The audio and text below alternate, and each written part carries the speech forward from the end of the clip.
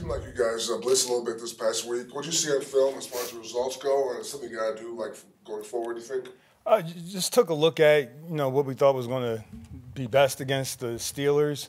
They have so many weapons there on offense, and just wanted to do some things just to change it up to attack. And our guys have shown a good ability to blitz during the spring and during the summertime and training camp, and just starting to build on the package a little bit.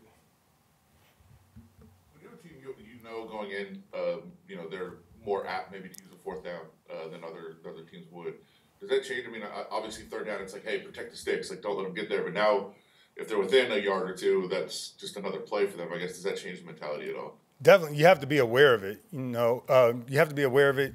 Coach Staley, he's an aggressive coach. And between him and the offensive coordinator, you have to have an understanding going into the game that fourth down is live. It also changes how you think about it on third down and second down. So you got to take that into account. What's the next step for Tyree Wilson? What's the next step he has to kind of get to in his development? The one thing for Tyree, just keep getting acclimated to the league in terms of getting familiar with the different sets he's going to see, the different looks he's going to get from the offense, just getting familiar with that, and then just working on his own craft, whether it's in the run game or passing game, improving that. And then, for most young players, just improving their strength and, just their endurance throughout the season. It's just getting used to NFL football. It's just a different animal. Do you take into account a player's level of experience in certain calls? Like Ja'Cory Bennett is a rookie cornerback. There's going to be a learning curve there. Is that on your radar when you're making decisions in a game? There's a bunch of stuff on our radar during the game, and each player is different, each situation is different. Leading into this week, you're going against the Chargers, and they have a lot of offensive weapons. They're well coached, with a new offensive coordinator there, and just trying to get acclimated and learning what they're going to do with those guys. But you got to take a bunch of stuff into account for each play, each situation, going into the game plan. So I want to be specific there for JB, but, I mean, you got to take that into account for a bunch of stuff. What have you liked about JB so far through 3 games? What have I liked? Yeah.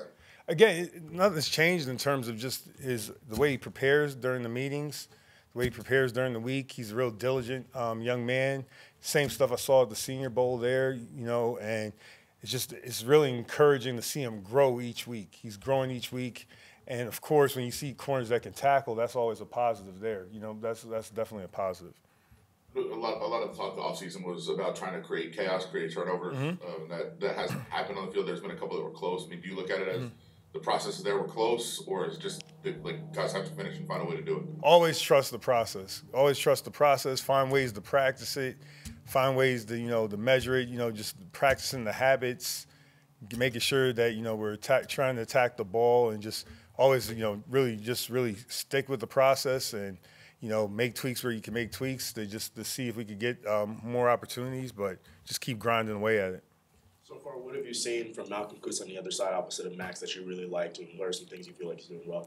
The physicality showing up. Again, you look at an edge player, setting the edge in the run game, being disruptive in the passing game in terms of crushing the pocket, making moves on the inside or outside. Just positives there. And then I can't speak for Tom, but I know he plays on special teams, so it's always good to see that he's growing as a young player. Also, another thing I noticed is kind of the interior line starting to rotate a little bit more. How beneficial is it to have young players like Byron come in, but you also have veterans like Adam Butler and John Jenkins who can step in and kind of feed off each other? It's important to have those guys up front. Leading into this week, I know they didn't run the ball a lot last week, but the offensive coordinator, he's well known for being able to run the ball. It's important to be able to be stout inside, trying to affect the quarterback with the inside interior rush. And the more guys you have doing that, the better off you're going to be. And we have a pretty good group of guys that work pretty hard. And, they're really hard workers, and they're pretty intelligent. I love being around the defensive tackles and D-line. They're some of my favorite people to be around on the football field. So it's a positive. You've faced him a few times. What jumps out when you watch Justin Herbert on film or even live, I guess? He has access to the entire field, true access to the entire field. This big arm, can throw it anywhere on the field from any, again, I'm not a quarterback's coach, but I don't know how they describe the different ways he can just get the ball anywhere on the field. I think you're seeing his intelligence, in terms of at the line of scrimmage, they're going more, with the tempo and the different things they're doing there. He's getting more and more comfortable. Like, again, with that comes with experience. So you're seeing a quarterback out there who's comfortable making decisions. They're giving him more responsibility. He can make all the throws. He can hurt you with his legs. He's a really dynamic player, and it's gonna be fun to go against him. You're just talking about the tackles, but I guess the defensive line as a whole, as a unit, how have you kind of assessed how they played so far, and I guess what more do you need from them? Again, just defensive line play. What you're looking for is being stout versus the run, disrupt the passer, get in the middle of the pocket, and just good effort each play. And those guys are giving it to us during practice. They're giving it to us during the game. So pleased with how all those guys are working together. And this also becoming a cohesive unit. That's a good thing. They enjoy being around each other. Have you seen Max approached differently by opponents so far?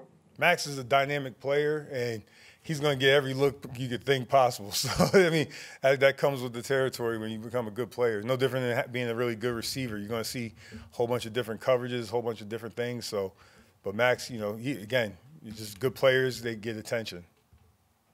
They lost Mike Williams the other day to injury. I guess how much does that change the prep or the look at it, and maybe not knowing exactly how they react to not having him out there? Well, Mike wasn't the only one they had, so they're pretty dynamic skill group in terms of whether you go down the list of the tight ends to the wide receivers. So I'm sure they'll figure out something.